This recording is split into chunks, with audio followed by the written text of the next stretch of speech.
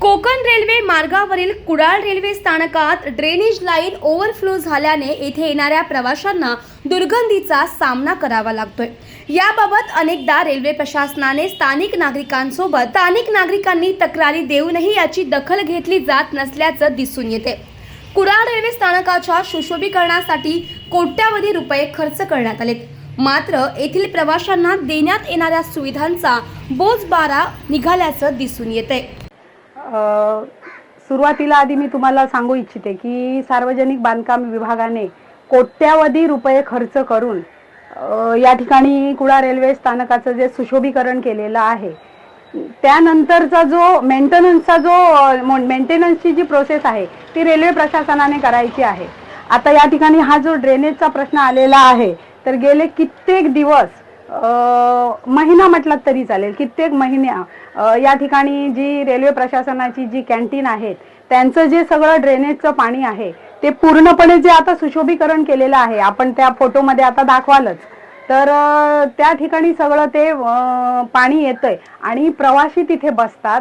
Kudal railway स्थानक हे जिल्ह्याचं मध्यवर्ती रेल्वे स्थानक असल्यामुळे चारही बाजूचे जे रेल्वेने प्रवास करणारे प्रवासी आहेत ते कुडाळ रेल्वे स्टेशनवर येतात आणि या ठिकाणी जर प्रवाशांना बसण्याच्या जागी किंवा प्रवाशांचा जो वेटिंग रूम असतो किंवा वेटिंग करण्याची रेल्वेची वेटिंग करण्याची जागा आहे, तर त्या ठिकाणी जर असं हे ड्रेनेजचं पाणी आलं तर प्रवाशांची ही गैरसोय आहे ना। आणि दुसरी गोष्ट म्हणजे हा प्रभाग जे कुडाळ रेल्वे स्थानक ज्या ठिकाणी आहे तो प्रभाग माझ्या येतो, कारण त्या प्रभागाची मी नगरसेविका आहे। तर त्या ठिकाणी दुर्गंधी एवढी पसरलेली आहे की स्थानिक जे रहिवासी आहेत त्यांची पण वारंवार तक्रार माझ्याकडे येत आहे।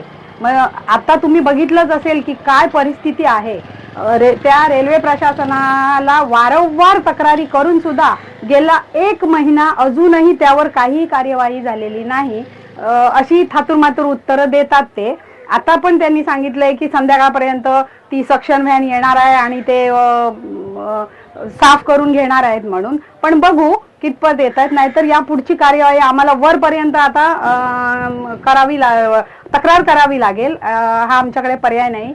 शिवाय जे रेल्वेचं शौचालय आहे तर त्या ठिकाणी पण गेले कित्येक दिवस त्यांची ती टाकी काय फुटली आहे आणि ओव्हरफ्लो होऊन तिथे पण तिथल्या प्रवाशांना, ज्या रेल्वे प्रवासी आहेत त्यांना दुर्गंधी पसरलेली आहे। आता मला वाटतं ते दुसऱ्या नवीन टाकीची व्यवस्था सुरू आहे, तिथे बांधकाम सुरू आहे, पण बघू पुढे काय होतंय ते। पण जर ही तात्काळ यांनी जर हे कॅन्टीनचं ड्रेनेजचं पाणी आहे त्याचा जर बंदोबस्त केला नाही तर आम्हाला वरच्या लेवलला याची तक्रार द्यावी लागेल। रेल्वे प्रशासनाने याकडे ही गंभीर बाब आहे आणि याकडे प्रकर्षाने लक्ष द्यावा, एवढंच मी सांगते। मी आता गुजरातवरून आले आणि इथे गुजरातला चालले, इथे येऊन बघते तर इथे ड्रेनेजच्या किती दिवस झाले लोक म्हणतात की महिना झाला इथे असं पाणी वाहत आहे ड्रेनेजचा आणि इतकी दुर्गंधी आहे की इथे उभं राहत नाही आहे आणि प्रशासन काहीच लक्ष देत नाही आहे। एक टॉयलेट पण बंद आहे, तर हे सिरियसली घेतलं पाहिजे प्रशासन, नाहीतर रोगराई पसरणार आहे। तर कृपया रेल्वेने ते लक्ष देऊन लगेच काहीतरी केलं पाहिजे।